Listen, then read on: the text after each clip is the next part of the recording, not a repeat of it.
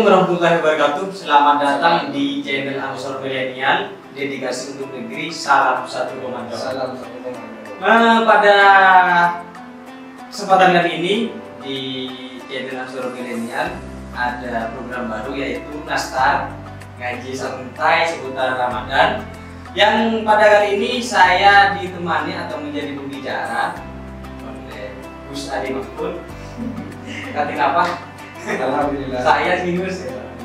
Puasa Gus. Masih. Jadi kita sekarang ini mengambil topik pada program Nastar ngaji santai seputar Ramadan, yaitu tentang syarat rukun puasa Ramadan seperti itu. Jadi memang ini kenapa kita harus dikaji santai ya, karena memang untuk pemuda milenial ini sangat dibutuhkan untuk mengetahui syarat dan rukun puasa Ramadan, sehingga peran kita sebagai pemuda pada saat ini yaitu pada ngaji santai di media-media atau di channel-channel seperti ini. Oh iya Gus, untuk syarat rukun bulan puasa itu kan syaratnya ada 5 dan rukunnya itu ada 2. Jadi salah satunya itu kan nomor 1 itu iya yang dikurasi menjadi 7.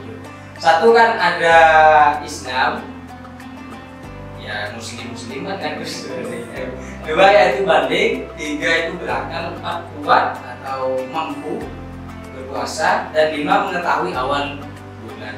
Nah, dan untuk rukun puasanya yaitu ada niat dan juga dosa. Yang jadi dari syarat itu, dari syarat puasa, mungkin definisi yang masuk sekiranya untuk anak milenial itu gimana? Sekiranya nangkep menurut sampean, karena berbicara milenial sampean ini sangat milenial. Bicara masalah definisi, sebelum kita ke definisinya, maka kita harus ketahui dulu syarat dan rukun. Pengertian dari syarat dan rukun. Kalau syarat itu adalah sesuatu pekerjaan sebelum kita melakukan pekerjaan yang kita inginkan. Syarat seperti kita mau melamar kerja kan harus ada syarat-syarat tertentu yang harus kita penuhi. Maka hal itu perlu kita penuhi dulu, baru setelah itu kita bisa berpuasa. Itulah syarat, kan itu ada kata-kata dan syarat dan rukun berpuasa. Yang pertama yang sudah sampean sebutkan tadi, yang pertama tentang syarat Islam. Yang pertama Islam artinya orang yang berpuasa itu harus orang mayyu'minu billah, orang yang beriman kepada Allah Subhanahu wa taala. Artinya orang Islam yang punya keyakinan iman kepada Allah, lalu itu diikrarkan syahadat. Setelah itu al-amalu bil akad, dikerjakan dengan pekerjaan yang sudah di tuntunan syariat, tuntunan syariat yang sudah ditentukan oleh Allah Subhanahu wa taala oleh Muhammad SAW. Itu sempurna sebagai seorang muslim. Insya Allah kalau Islamnya ini anak-anak milenial sekarang itu semuanya paham ya. Karena kan nggak mungkin juga.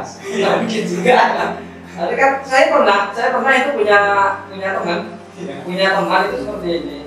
Dia non muslim. Itu saya ke Pasuruan, Pangandaran. Kebetulan tetangga saya itu tinggal di rumah bibi saya. Tetangga saya itu non muslim. Dia ikut-ikutan puasa. Pernah bilang seperti ini ke saya. Sekalipun nanti saya masuk neraka gara-gara tidak iman kepada Allah Subhanahu wa taala, setidaknya di bulan puasa kali ini saya juga ikut puasa, juga ikut sholat tarawih, dan setidaknya dalam satu malam atau beberapa hari ke depan ini saya iman gitu. Oleh lulus gitu. Iya. Jadi ya itu nggak usah ditiru. Insya Allah dia harus betul-betul iman, yang betul-betul iman. Mungkin dari Islam sudah enak ya, mungkin anak mudanya sudah paham nanti tentang Islam. Tapi nomor 2 ini kan abalik, Gus. Malah harus kita harus orang yang baru saja non muslim, yang non muslim itu mau berpuasa, artinya ikut meskipun ikutan.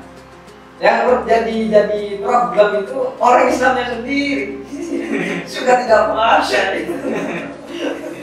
Jadi juga jadi problem itu. Ya kita harus melihat itu, pelajaran juga kepada kita bahwa orang yang muslim sekalipun juga sangat suka dan puasa di bulan Ramadan itu karena keberkahannya juga luar biasa. Wah, orang kita sendiri, orang Islamnya sendiri kok yang males ya, repot. Iya Gus. Nah, lanjut ke nomor 2 Gus, cara puasa yaitu balik Gus. Ya, balik ini mungkin kalau saya nyentuh nanti di pertanyaan saja Gus. Nanti saya sampai jelaskan saja sekarang tentang balik itu seperti apa ya. Seperti itu. Balik itu kan sampai kepada pokok atau apa ya istilahnya di umur tertentu, hitungan tertentu seperti itu. Balik kalau di orang Islam, anak-anak itu diwajibkan untuk berpuasa ketika sudah balik. Nah, hitungan balik di sini ada beberapa pendapat para ulama, tapi yang ada 9 tahun ke atas. 9 tahun ke atas. Dan ukurannya, patokannya itu kan biasanya kalau perempuan itu haid, kalau laki-laki itu mimpi basah. Mimpi basah. Cuma yang jadi problem ini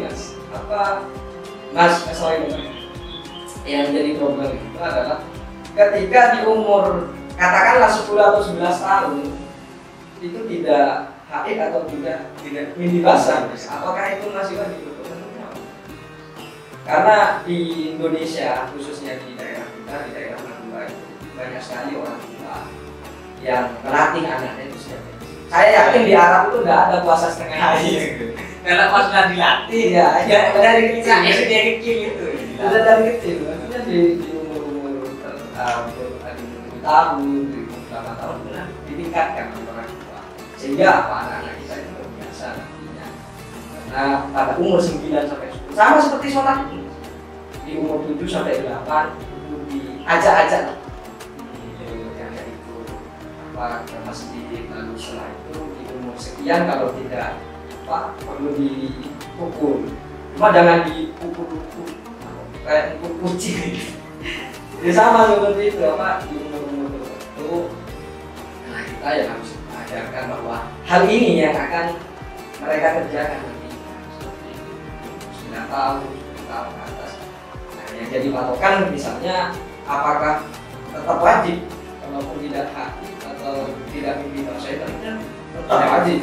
Iya, soalnya gini Gus. Karena kembali lagi ke poin awalnya, balik itu ukurannya yang umur 9 tahun. 9 tahun itu. Karena berbicara tentang balik ini kan memang fenomenal di kaum milenial. Contohnya karena memang ada teman saya kemarin kan sempat itu entah di status gitu kan gimana ini tentang balik saya sekarang sampai sekarang itu saya tidak pernah mimpi basah. Tapi basah-basahan sering. Kalau basah-basahan mungkin sering.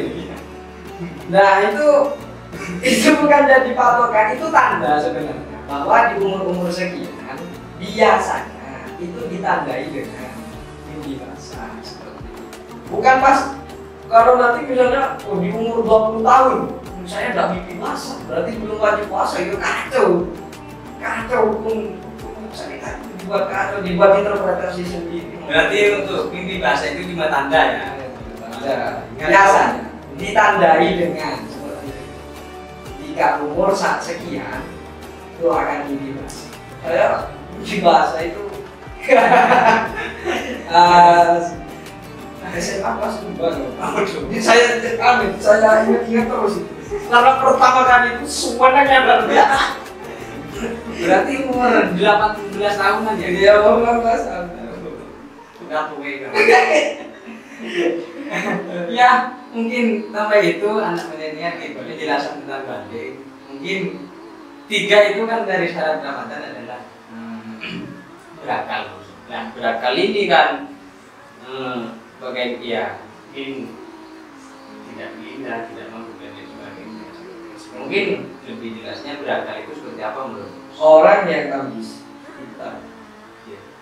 seperti kita ini umur 9 tahun itu kan anak-anak itu sudah dapat membedakan di artinya secara pemikiran karena itu sudah sempurna seperti itu.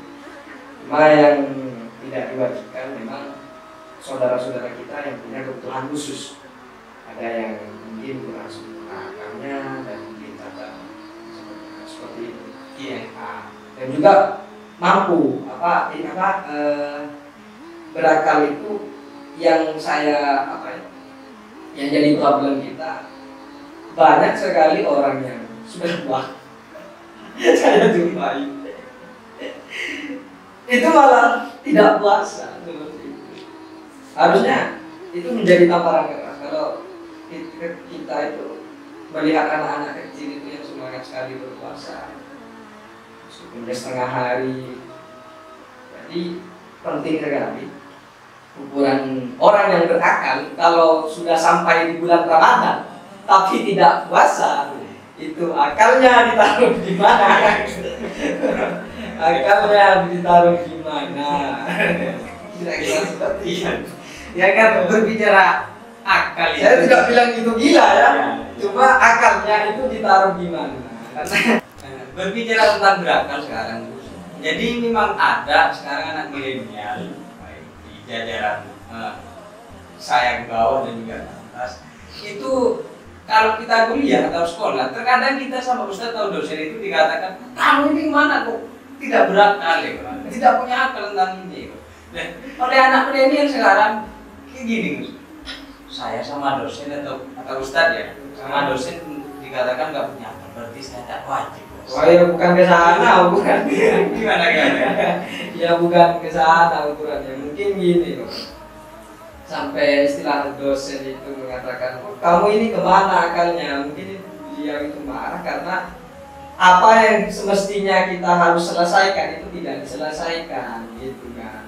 Secara mungkin akal kita mampu untuk menyelesaikan itu, tapi ternyata kita lalai dan lain semacamnya. Lalu kalau diukur kata bapak dosen saya tidak berakal, berarti saya belum berarti berpuasa itu kayak apa ya, akal-akalannya sendiri tuh nggak bisa ya. Makanya kan sekarang kan anak milenial itu wah luar biasa dulu itu bahaya itu sebenarnya perlu jangan digoyang tapi nggak apa-apa sih kalau untuk sela-sela. Tapi kalau misalnya itu buyel tapi keterusan dalam artian dia dikatakan tidak berakal lalu betul-betul tidak berpuasa, itu kan kacau. Jadi tidak baik ya, tidak benar. Ya ukurannya juga berakal itu yang sehat akalnya, yang sempurna akalnya. Ada juga ya kan seperti yang saya sampaikan tadi bahwa ada saudara-saudara kita yang berkebutuhan khusus. Juga misalnya istilah dalam orang Madura penyakit ayan jalan kucing jenazah atau epilepsi gitu ya. Ya seperti itu. Istilah seperti itu ya kurang lebih. Tahunya kucing. Ya itu kan akalnya itu kan seperti pingsan atau gila akalnya, kesempurnaan akalnya itu ya batal puasanya. Tidak usah. Misalnya ada orang yang ayan penyakitnya seperti itu tapi dipaksa juga puasa, nggak bisa kan dia begitu. Karena dia sendiri kadang ngamuk-ngamuk minta kopi. Ngamuk-ngamuk minta kopi. Kopi sama durian dia. Nggak pas, jangan kesana. Berarti orang yang epilepsi atau jiran kucing itu tidak boleh puasa. Ya, itu kan. Otomatis misalnya dalam keadaan berpuasa puasanya batal karena akalnya sudah tidak sempurna. Dari pagi sampai siang bisa, pas sorenya. Maka secara kesimpulannya itu bagi yang sempurna akalnya tapi Anda tidak berpuasa, itu sama Anda seperti itu. Jenah. Ya tidak dikatakan gila, tapi jenah. Oke Gus. Nah, selanjutnya di syarat puasa yaitu 4 adalah kuat, mampu menahan. Nah, kuatnya itu kuat seperti apa itu Gus? Apakah tentunya seperti ini. Ada orang yang kuat itu mampu itu ya kita mampu menahan secara dohiri untuk menahan, mampu menjalankan puasa, menjalankan semua syarat untuk puasa itu. Artinya mulai dari yang pertama tadi ya Islam, yang berakal, juga balir dan berakal ya, artinya kuat, mampu menjalankan setiap ibadah puasa. Misalnya kan ada orang-orang yang berkebutuhan khusus, misalnya orang ini yang punya privilege, keuntungan, boleh itu tidak berpuasa. keuntungan gimana ya? Artinya ya seperti orang sakit kan? Nah, itu juga yang sakit betul-betul sakit karena kena korek atau panut, nggak mampu lah fisiknya. Ini secara dohir, secara fisik dia tidak mampu untuk tidak bisa makan, tidak bisa menahan lapar. Misalnya kalau tidak makan di jam-jam tertentu dia mati atau lemas atau nanti bisa menjadi mudorot. Itu tidak punya privilege, punya keuntungan itu seperti orang yang betul-betul sakit, yang saya sampaikan, yang betul-betul sakit, juga orang sepuh, faktor usia, karena itu nanti menunjang kemampuannya juga, usia itu juga menunjang. Ada yang betul-betul sepuh, karena nanti ada orang sepuh itu kuat, tapi kadang akalnya yang tidak kuat. Ini kan ngeroleh gitu. Istilahnya sudah pikun kan, seperti itu, pikun. Jangan nanti, saya punya teman Mas ini. Ya karena dia tidak punya bekal di pesantren. Karena itu orang tuanya itu sudah sakit parah. Itu dia dipaksa puasa oleh anak. Dipaksa puasa. Dia mau makan, orang tuanya mau makan, saya sudah tahan dulu ini. Saya bilang saya tanya loh, kok kamu dipaksa puasa? Nanti kan kasihan yang mau ngotot. Udah sangat tua ini. Ya dipaksa. Jawabannya lucu sebenarnya. Kenapa dipaksa? Saya dulu dipaksa. Oh iya gantian, ulangan. Pak kami ini sudah agak jauh berbeda. Iya jauh. Gua sudah dulu. Bahaya ini. Berarti karena dulu dia dipaksa. Ya, berbicara tentang terus itu selain selain faktor usia juga ada ibu hamil dan lahir, secara fisik. Ini kaitannya kuat dan mampu itu fisik, akal kita, jiwa dan raga lah istilahnya. Seperti ibu yang sedikit khawatir misalnya hamil, takut kepada berefek samping kepada kandungannya atau kepada dirinya karena sudah mengandung, itu kan nanti bisa dikotori oleh dokter. Dan orang-orang yang melakukan perjalanan, cuma ukuran perjalanannya itu ya jauh lah, ukuran kosong sholat lah, ya jauhan. Katakanlah dari sini ke Surabaya atau ke Sidoarjo lah. Jangan diukur nanti ke sini ke Ketapang. Pertigaan Ketapang itu bukan. Saya melakukan perjalanan loh. Bahaya anak-anak seperti sampai itu takut kemana itu secara konteks tekstual, melakukan perjalanan jauh. Wah, 5 kilo kan jauh kalau jalan kaki. Ini kejadian dong, kejadian anak. Masa mulai dari yang milenial sampai tua gini bilangnya. Biasanya yang milenial dengan ke pasar saja gitu. Ke pasar entah itu tapak itu sudah bilangnya terus buka dia buka gitu. Entah itu cari tempat gimana.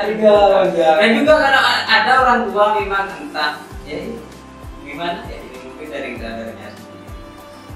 Udah tua karena sudah dia lagi bercocok tanam gitu, tani gitu. Tani. Gitu. Tak kuat, ambil tak masak gitu. Itu gimana itu, Gus? Itu enggak kuat, alasannya kan enggak kuat. Ini kan berarti syarat yang nomor 4 itu. Nanti kan itu begini. Artinya kita tinggalkan pekerjaan yang itu betul-betul menguras tenaga. Jangan sampai itu nanti kemudian dijadikan alasan kita tidak kuat. Kalau begitu kan enak. Kalau begitu itu dosa. Membatalkan puasa karena mungkin disengaja.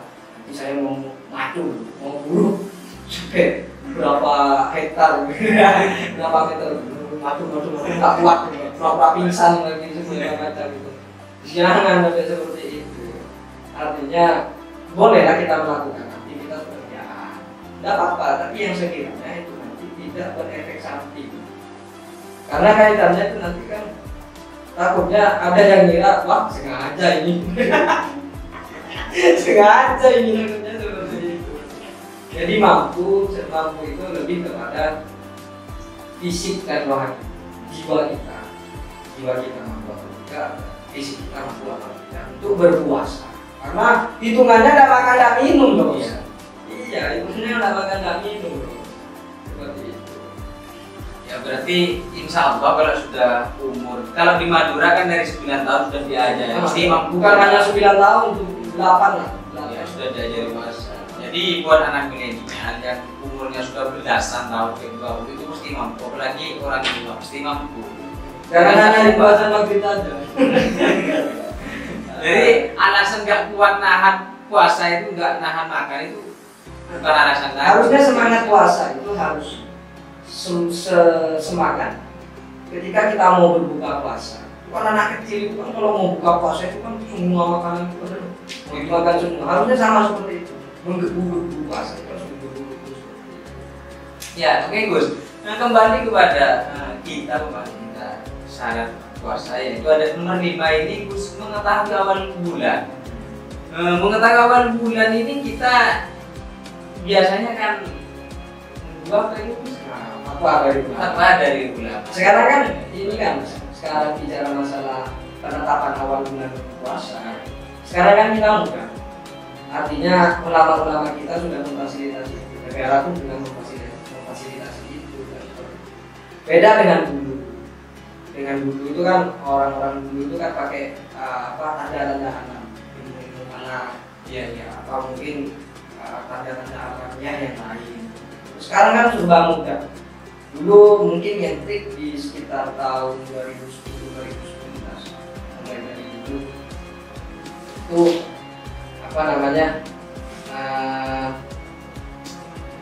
Muhammadiyah dan NU itu kan kadang selisih 1 hari karena punya metodenya masing-masing. Punya metode, kalau Muhammadiyah itu biasanya dihitung-hitungan kisah. Kalau NU itu lebih kepada di bulannya. Iya kan seperti itu. Lihat. Mereka jadi guyon. Orang Muhammadiyah guyonnya ke orang NU itu. Bukan kok dihitung kok kayak kamu. Ya kalau orang-orang itu orang Muhammadiyah itu hitung-hitungan aja gitu. Nggak ada kayak landasannya gitu. Tapi sebenarnya itu sama-sama memiliki sama-sama penting dan sama-sama benar karena apa? Punya patokan, punya metode tersendiri. Jadi sekarang untuk tahu awal bulan puasa itu mudah sekali. Dan sekarang alhamdulillah kita pun sama-sama. Ini seragam sekarang. Beda lagi kalau misalnya ada aliran-aliran baru gitu. Aliran-aliran baru yang agak nyeleneh. Nah, soal itu saya anjurkan kepada semua umat Islam ikutilah apa yang sudah ditentukan oleh ya kan MUI ya itu sama Indonesia. Untuk penetapan awal bulan agar kita ini seragam. Puasanya itu kan apa? Ikut manut ulama. Saya sendiri kan tidak tahu ilmu apalagi ya, hanya tahu namanya, tidak mendalami itu. Iya, tergantung hilal ini kan, itu inti lah.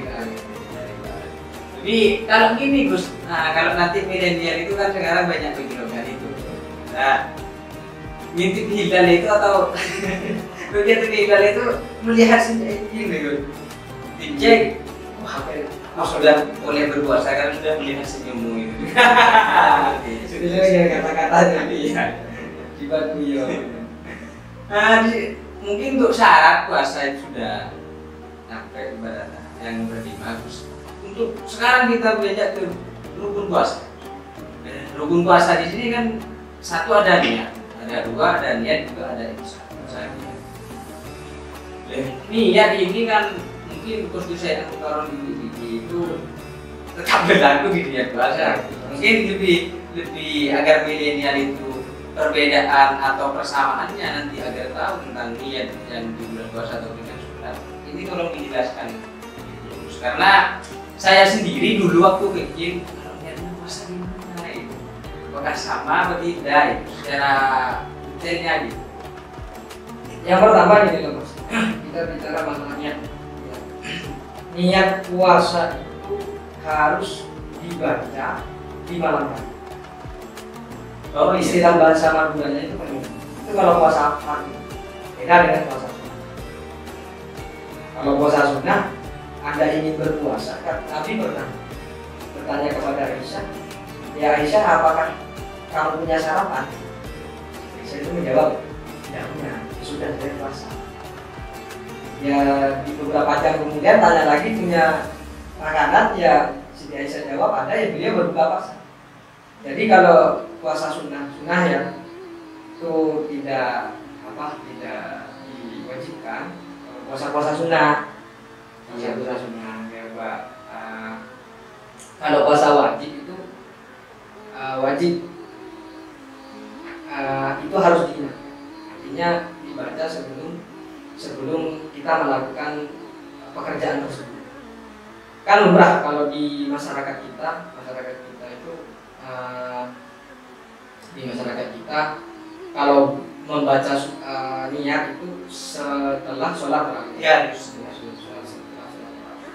dikhawatirkan nanti kita tidur itu tidak baca niat, itu kan bahaya. Karena niat itu harus dibaca sebelum kita memulai puasa. Kira-kira seperti itu pengertiannya.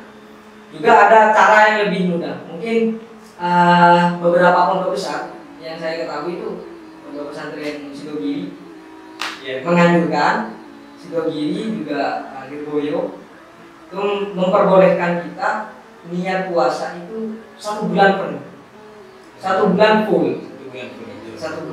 Dikhawatirkan apa? Dikhawatirkan di awal bulan kita itu niatnya 1 bulan full, 1 bulan full.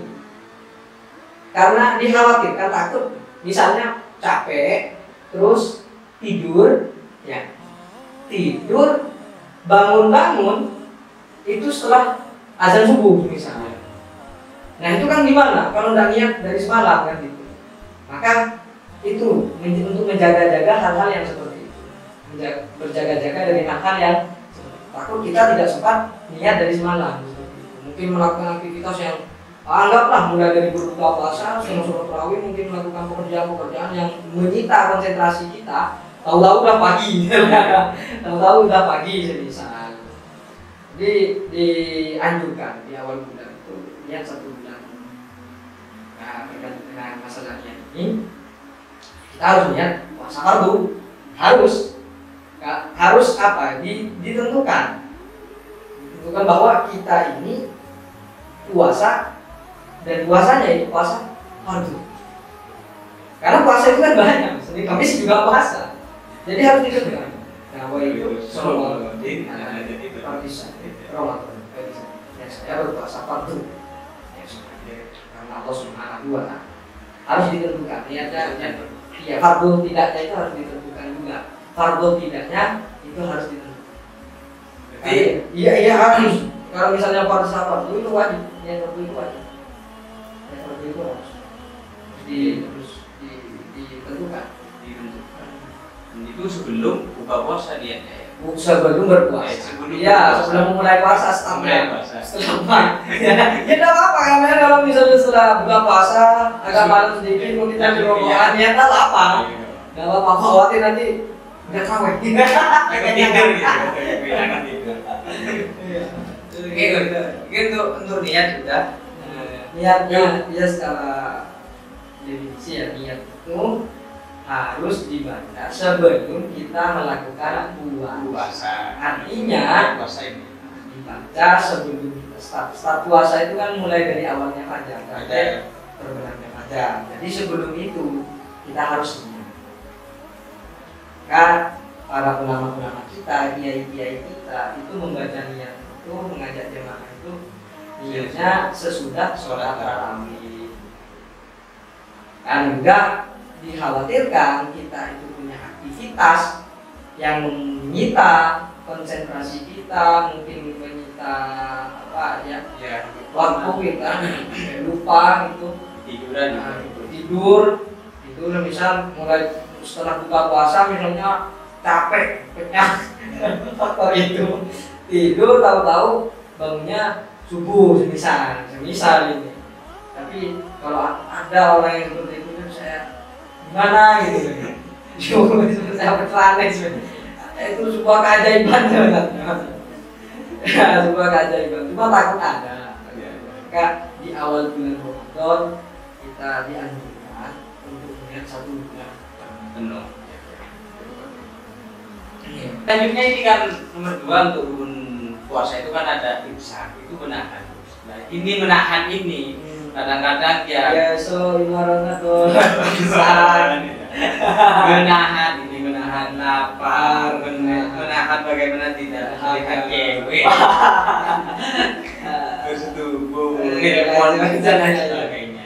Ini terkadang kan teman-teman ini hanya fokus makan dan minum saja, berjima itu setahunnya, bersetubuh. 3 ini paling yang sangat familiar. Dan untuk teleponan, itu dia Mas Jadi itu gimana ya begini? Sinar kopeng. Sinar kopeng. Sinar telinga. Enggak Menahan. Ya kita harus menahan rasa lapar untuk tidak makan, menahan dahaga untuk tidak minum. Intinya nafsu kita, menahan diri kita. Bukan hanya hal-hal yang sifatnya itu kebutuhan pokok biologis kita, tapi juga lebih kepada hal-hal yang tidak diperbolehkan dan juga kurang baik untuk dilakukan. Contoh misalnya hasad, menggunjing tetangga. Oh iya. Bicara kotor. Rasa. Bicara kotor seperti itu. Menahan diri kita dari tidak makan dan minum. Menahan diri kita untuk tidak melakukan hal-hal yang sifatnya itu kebutuhan biologis. Itu syarat rukun. Harus kita lakukan.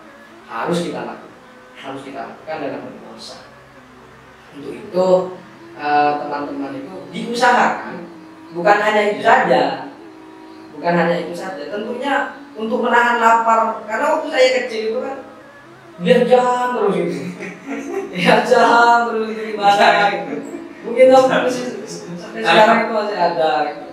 Nah, biasanya hujan mungkin mandi biar segar gitu. Mandi masuk gede gitu. Karena masuk leker. Kayak leker. Perlu baru. Apa namanya? Kita melakukan hal-hal yang dianjurkan. Misalnya jangan cuma tidur, bahkan untuk menahan cara kita menahan lapar dan minum adalah tidur. Nanti setelah sholat subuh baru tidur, bangun nanti ambil maghrib. Itu malaikat itu aneh gitu. Saking malaikat itu juga berpikir mungkin ini apa yang dicatat? Karena tidur kan ibadah katanya. Iya, tapi tidur yang ibadah itu kalau Anda itu ya betul-betul mau menghindari maksiat, betul-betul mau menghindari maksiat. Tapi ya kalau kewajibannya itu sudah tidak dilakukan juga, tubuhnya nggak sholat, asarnya itu bukan tidur namanya, tapi latihan hati, ada simulasi. Simulasi. Maka istilah menahan di sini imsak yang terjadi di masyarakat kita. Sebenarnya kalau misalnya di musola-musola atau langgar-langgar atau masjid-masjid di beberapa tempat ya soal Ramadan imsak itu kita masih diperbolehkan untuk makan. Kita masih diperbolehkan. Ibaratnya lampu lalu lintas itu sudah lampu kuning, masih lampu kuning. Itu peringatan bahwa sebentar lagi akan datang subuh. Patokannya itu, patokan imsaki ya, menahan itu, patokannya itu terbitnya fajar dan terbenamnya fajar. Logikanya seperti ini. Kalau mengakhiri puasa itu tandanya adalah azan maghrib, maka tanda untuk memulai itu adalah pada subuh seperti itu. Tapi ketika dikhawatirkan nanti kita rokokan keenakan sampai azan gitu ya. Tahu-tahu misalnya lampu listrik mati, tidak ada yang akan seperti itu. Kalau jawaban anak milenial sekarang kan gini, yang penting nggak sampai balik gitu. Ya, istilahnya balik lah. Sholat wassalam alik itu. Lampu merah katanya. Itu ya, karena itu sudah masuk sholat waktu subuh, sudah mau masuk saat waktu subuh.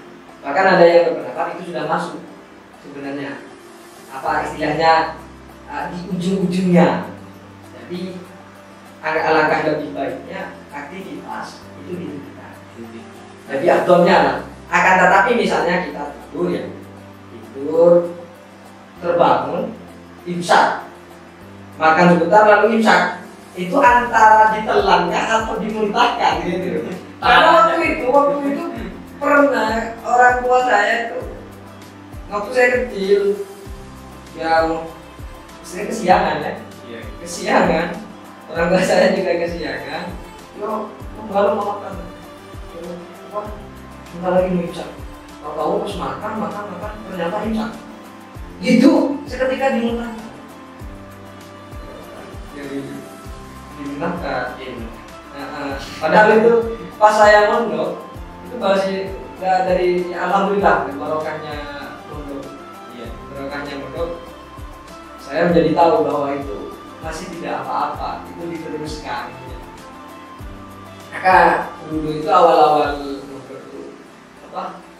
melihat sahabat saya, kakak kelas saya itu puasa tapi pas imsak itu masih rokokan, istilahnya buka kok masih rokokan aja, kan sudah imsak, lampu kuning kan. Lampu kuning kan aja. Tapi kalau azan subuh nanti azan subuh itu harus berhenti karena patokannya adalah awal fajar, terbitnya dan berbenamnya fajar. Maka yang jadi patokan adalah azan subuh dan azan maghrib. Start kita memulai puasa dan dan akhir finish kita mengakhiri satu buka puasa. Menahannya itu ya mulai dari itu. Jadi saya anjurkan ya kita menahan itu yang ketika diingatkan ini yang perlu diluruskan. Jadi ketika di musola itu disiarkan ya soal Ramadan itu kita dalam keadaan makan itu tidak apa-apa diteruskan, tidak usah dimuntahkan. Takutnya nanti ambil blender. Imsak kurang 5 menit tuh, ambil blender, nasi dimasukkan, sambal, lauk dimasukkan, blender langsung diminum. Takutnya seperti itu kan betul. Jadi betul itu. Jadi itu tidak apa-apa dilanjutkan. Itu tidak apa-apa. di awalnya menahan itu kan istilahnya menahan itu diingatkan sebentar lagi. Ini yang jadi masalah. Ini harusnya imsak itu kalau menurut saya dari dulu itu saya punya pemikiran harusnya peringatan imsak ya itu pakai bahasa Indonesia. Imsak itu kan bahasa Arab. Iya betul. Bahasa Arab mestinya harus ya bapak-bapak, ibu-ibu sebentar lagi subuh gitu. Maka kita harus menahan. Tahan video callan. Ya tentunya menahan diri kita dari hal-hal yang berkenan. Iya. Tentunya banyak caranya. Artinya yang bagus-bagus lah, jangan sampai yang apa istilahnya berbau-bau maksiat nih. Nunggu azan subuh sambil teleponan dengan apa kekasih hatinya gitu. Maka kata teman saya itu sinagogek. Sinagogek. Ya, kita dianjurkan untuk membangun karena di bulan puasa ini keberkahannya itu luar biasa. Jadi subuh dalam artian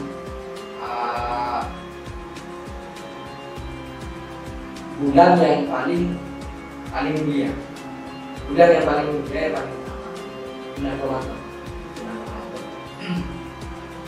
Jadi setiap kegiatan-kegiatan aktivitas dalam tanda kutip aktivitas kebaikan, seperti mengaji, sedekah, baca sholawat, zikir dan lain-lain. Ini yang bagus-bagus, yang baik-baik itu pahalanya dilipatkan. Ya sama seperti saya dan saya ini. Moga-moga dapat pahala. Kalau dadakan yang seperti ini jangan kita masih tidur gitu. Jangan. Tapi saya yakin kalau sadar enggak. Ya. Harus kita jelaskan. Maka pemuda-pemuda milenial seperti kita mulai dari awal syarat dan rukun itu kita harus menjelaskan dengan bahasa yang seperti ini. Karena kita itu takut pemahaman orang tua kita itu rata-rata itu masih mengikut kepada pemahaman sepupu kita, orang sepupu. Jadi agak kadang-kadang tekan. Itu kadang-kadang ada tekanan tersendiri. Jadi dalam khususnya imsak itu. Biasanya imsak itu ya kalau masih ingat itu saya makan waktu itu disuruh muntahkan itu ya Allah. Iya baru waktu saya setelah mondok saya jelaskan kalau keluar itu bahwa itu ternyata masih boleh biasa. Iya hati-hati. Ya hati-hatinya itu luar biasa. Maka saya kan tadi katakan lebih afdal semua aktivitas tahan. Sekalipun misalnya pengen masih rokok satu batang nggak apa-apa. Satu batang dilanjutkan. 3. Mungkin cukup sampai di sini Gus untuk pertemuan kita hari ini tentang membahas syarat dan rukun puasa di bulan Ramadan. Ya saya juga mohon maaf kalau mungkin ada bahasa yang kurang maksimal dan pengertian yang biasa. Karena ini bulan puasa maksudnya, apalagi kita ini siang hari. Tidak nyambung semua ya. Iya gitu. Dari saya juga mohon maaf sebesar-besarnya jika ada salah, kata dan lain sebagainya. Intinya buat sahabat milenial kalau ingin bergabung dengan kami atau ingin nanya-nanya seputar Ramadan, silahkan kami sudah sediakan lapangan komentar di bawah ini, tempatnya di channel Ansor Milenial. Kami akan kupas setuntas-tuntasnya versi kami ya. Nanti akan kami bahas, silakan tanyakan seputar Ramadan di lapangan komentar ini. Tentunya di episode kedua, ketiga dan selanjutnya. Dari kami di channel Ansor Milenial, mohon maaf sebesar-besarnya. Selamat menunaikan ibadah puasa. Dari kami wassalamualaikum warahmatullahi wabarakatuh. Salam satu komando. Salam satu komando. Bahasa gitu. Iya.